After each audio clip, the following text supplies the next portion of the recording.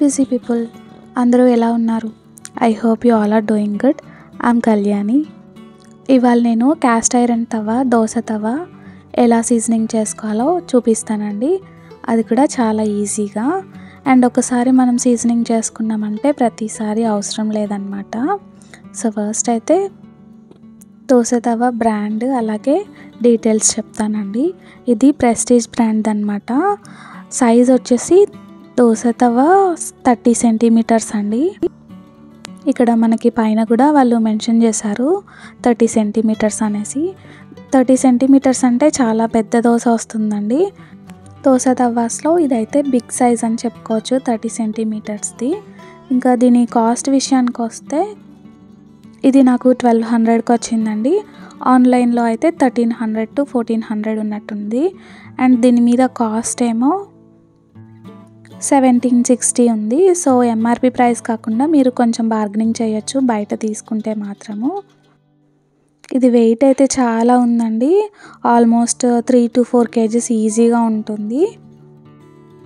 ఇది స్టార్టింగ్లో కొంచెం వాడడానికి కష్టంగా ఉంటుంది, కానీ వాడుతూ ఉంటే అలవాటు అయిపోతుంది అనమాట. సో ఓపెన్ చేసి అయితే చూద్దాము లోపల ప్యాకింగ్ ఎలా ఉందో. ఒక కవర్లో అయితే పెట్టించారండి. కవర్ ఓపెన్ చేసి చూడగానే దాని మీద కూడా ఇంకొక స్టిక్కర్ అయితే ఉంది. ఆ స్టిక్కర్ మీద కూడా క్యాస్ట్ ఐరన్ యూజెస్ అవన్నీ కూడా రాశారు. క్యాస్ట్ ఐరన్ వల్ల యూజెస్ ఏంటి, మనకి హెల్త్ బెనిఫిట్స్ ఏంటి ఆల్రెడీ అందరికీ ఐడియా ఉంటుంది అనుకుంటున్నాను. ఫ్లేవర్స్ అలాగే ఉంటాయి, అలాగే ఐరన్ కూడా మనకి ఫుడ్లో యాడ్ అవుతుంది అండ్ కెమికల్ ఫ్రీ. ఇంకా ఇది ప్రీ సీజన్డ్ ప్యాన్ కాబట్టి నాన్ స్టిక్కీగానే ఉంటుంది. మీరు కూడా రెగ్యులర్గా సీజనింగ్ చేసుకుంటూ ఉంటే ఇంకా కంప్లీట్గా నాన్ స్టిక్ దోశ తవ అలాగైతే రెడీ అయిపోతుందండి. ఇంకా స్టిక్కర్ అయితే తీసేసాను, చాలా ఈజీగానే వచ్చింది. ఇంకా స్టిక్కర్ తీసిన వెంటనే ఇది డైరెక్ట్గా మనం వాడేయకూడదండి. ఒక రఫ్ స్క్రబ్బర్ తీసేసుకొని లైట్గా సోప్ తీసేసుకొని మంచిగా స్క్రబ్ చేసుకోవాలండి. ఎక్కువ స్క్రబ్ చేయాల్సిన అవసరం అయితే లేదు, ఎందుకంటే ఇది ప్రీ సీజన్డ్ కాబట్టి. ప్రీ సీజన్డ్ అయినా కానీ ఇంకా ఏమన్నా రస్ట్ ఉంటుందేమో అనేసి నేనైతే క్లీన్ చేస్తున్నాను. క్లీన్ చేసుకోవాలండి డెఫినెట్గా. చూసారు కదా, ఇలాగ బ్లాక్గా వస్తుంది రుద్దుతూ ఉంటే. ఇలా ఒక 2 times కడిగేసుకొని వాటర్తో మంచిగా రిన్స్ చేసేసుకొని స్టవ్ మీద పెట్టేసుకొని వేడి చేసుకోవాలండి. దీనికి వెనకాల కూడా చూసారా, ప్రెస్టీజ్ అనేసి లోగో అయితే స్టాంప్ చేశారు. చాలా బాగుంది కదండి లుక్ వైజ్ కూడా. ఇంక ఇప్పుడు ఇది డైరెక్ట్గా మనం స్టవ్ మీద పెట్టేసుకొని కొంచెం వేడి చేసుకోవాలండి.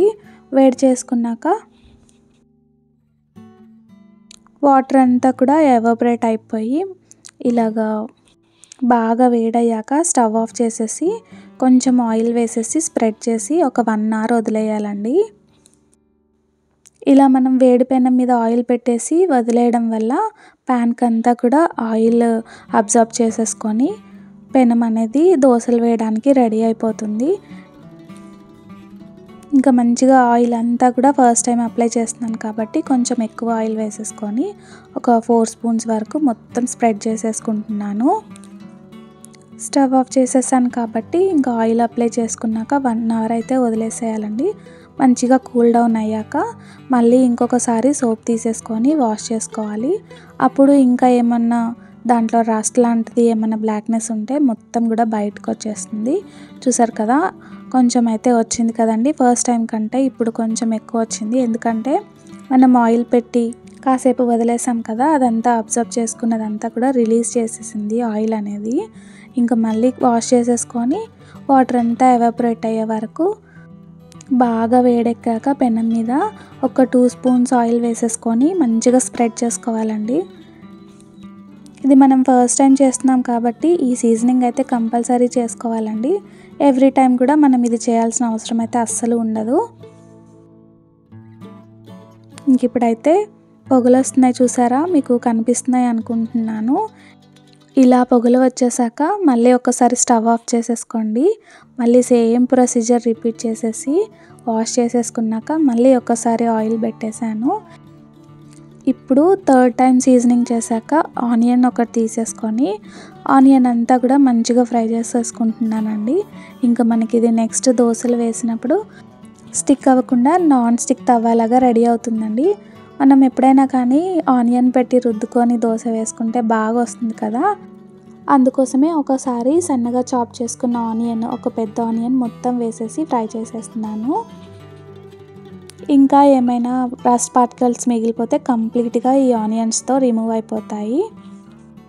ఇంకా మనం సేఫ్గా దోశలు అయితే ఎవ్రీడే వేసేసుకోవచ్చు. దోశలు వేసుకున్నాక ఒకసారి వాష్ చేసేసుకొని ఆయిల్ పెట్టేసి కొంచెం వేడి చేసేసి స్టవ్ ఆఫ్ చేసేసుకోండి. చల్లారాక మనం పక్కకు పెట్టుకున్నాం అనుకోండి, ఒక 10 days 15 daysకి తీసినా కానీ దోశలు అయితే నాన్ స్టిక్ తవా మీద వేసినట్టే వస్తాయండి. ఆనియన్స్ అన్నీ కూడా మంచిగా స్ప్రెడ్ చేసుకుంటూ బాగా రెడ్ కలర్ వచ్చే వరకు నేనైతే ఫ్రై చేసుకుంటున్నానండి. ఈ ప్రొసీజర్ అంతా కూడా ఫస్ట్ టైం కొంచెం కష్టంగా అనిపిస్తుందండి, కానీ ఒక్కోసారి మీరు క్యాస్ట్ ఐరన్ తవాలో దోశలు తిన్నాక మళ్ళీ వేరే ఎందులో చేసినా కానీ టేస్ట్ అయితే అస్సలు నచ్చవు. నేను ఎక్స్పీరియన్స్ తోటి చెప్తున్నాను. ఇది తెచ్చాక ఇంకా దోశలు మా ఇంట్లో ఎక్కువగా అయిపోయాయి, అంత ఇష్టంగా తింటున్నాం అన్నమాట. మనం పేపర్ దోశ కానీ ఊతప్పం లాగా కానీ ఎలా అయినా ఇందులో హ్యాపీగా చేసేసుకోవచ్చండి, అంత మంచిగా వస్తున్నాయి. ఇంకా ఆనియన్స్ అయితే ఫ్రై అయిపోయాయి. పక్కకు తీసేసుకున్నాక ఒక్కసారి వాష్ చేసేసి మళ్ళీ సేమ్ ప్రొసీజర్ రిపీట్ చేస్తున్నానండి. ఆయిల్ పెట్టేసి హీట్ చేసేసుకొని ఒక ఓవర్ నైట్ పక్కకు పెట్టేస్తున్నాను. ఇంకా నెక్స్ట్ డే మార్నింగ్ మళ్ళీ వీడియో తీసి మీకు చూపిస్తాను దోశలు ఎలా వస్తున్నాయో. ఇంకా ఇదైతే నెక్స్ట్ డే మార్నింగ్ అండి. ఆయిల్ అప్లై చేసేసి ఓవర్ నైట్ వదిలేసాను కదా, తర్వాత వాష్ చేసేసుకున్నాను.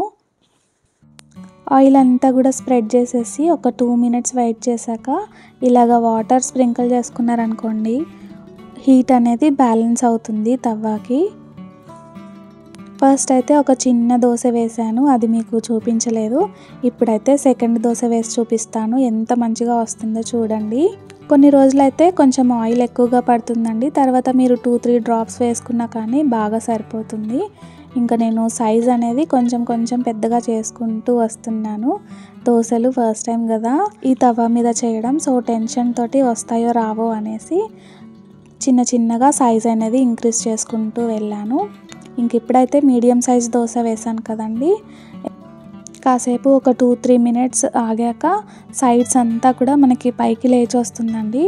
అలా వచ్చినప్పుడు తీసామనుకోండి దోశ బాగా వస్తుంది. చూసారు కదా అన్ని సైడ్లు కూడా దోశ ఎలా లేచిందో.